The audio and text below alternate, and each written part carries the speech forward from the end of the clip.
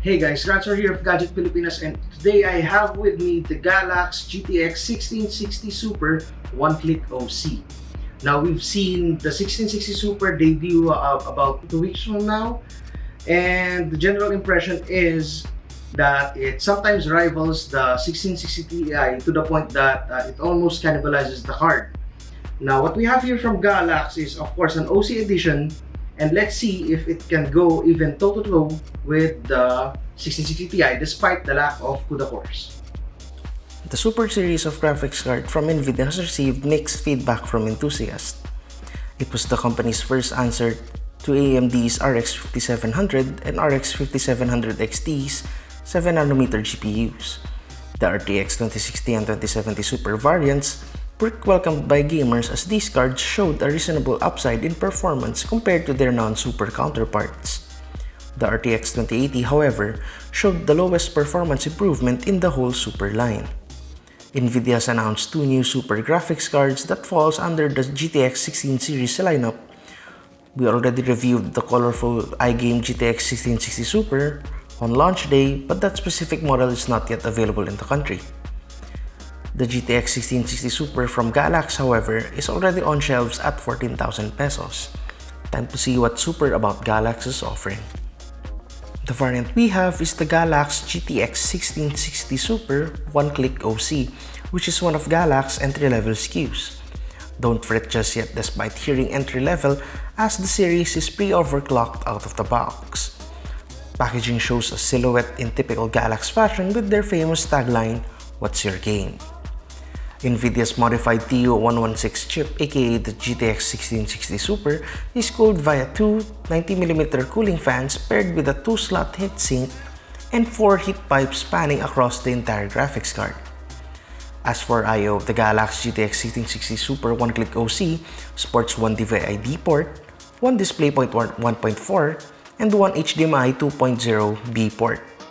It's nice to see Galax still including DVI port, considering that most users who will upgrade to the 1660 Super are coming from either 900 or 1000 series GPUs from NVIDIA or AMD's RX 400 and 500 series. To top it off, Galax included a metal backplate for its 1660 Super. This is a value add considering that the GTX 1660 non-Super one-click OC variant has no included backplate. On to the most awaited benchmarks. We're using an Intel Core i9-9900K overclocked to 5 GHz, cooled by an NZXT Kraken X62 AIO, paired with an ROG Strix Z390F gaming motherboard, 16 GB of HyperX Predator memory running at 3200 MHz. Windows and GPU drivers are updated to the latest versions. 3D Mark is the go-to benchmark for gamers because of the ability to share and compare results online.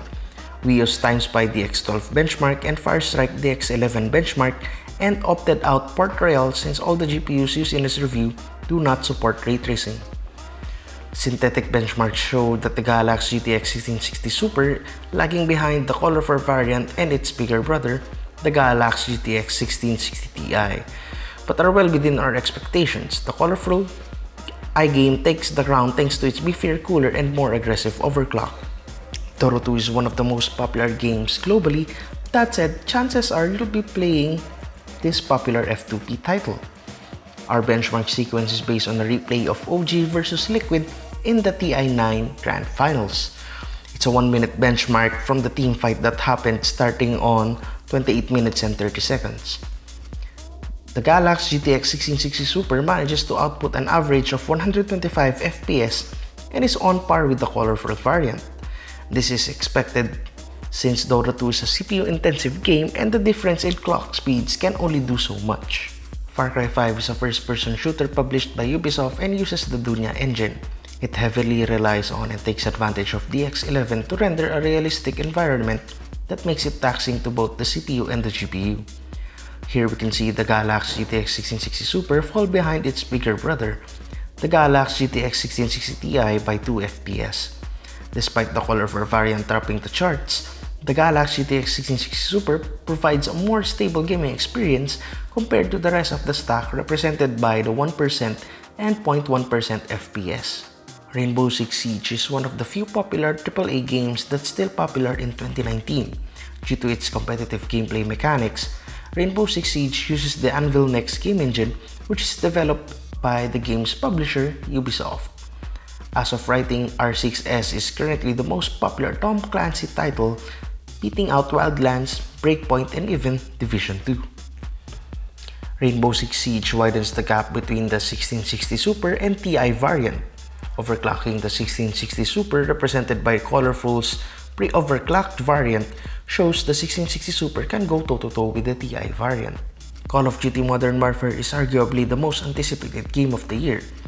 It's the first cross-play compatible game in the series. Call of Duty Modern Warfare is developed by Infinity Ward using a new IW engine and is published by Activision. The game uses DX12 by default, which makes it a good choice to include in our benchmark suite. The Galax GTX 1660 Super manages to overtake the pre-overclocked colorful 1660 Super Ultra variant. While it indeed falls behind the GTX 1660 Ti, the Galax GTX 1660 Super manages to compete through frame rate stability as per our 1% and 0.1% FPS. Apex Legends is a character-based free-to-play battle royale game developed by Respawn Entertainment, the makers of Titanfall and Titanfall 2. It uses a modified version of Valve's Source engine.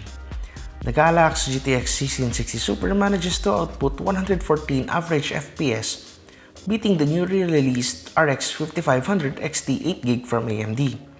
The pre-overclocked 1660 Super manages to overtake the Galax variant, but only by a shy of 4 FPS.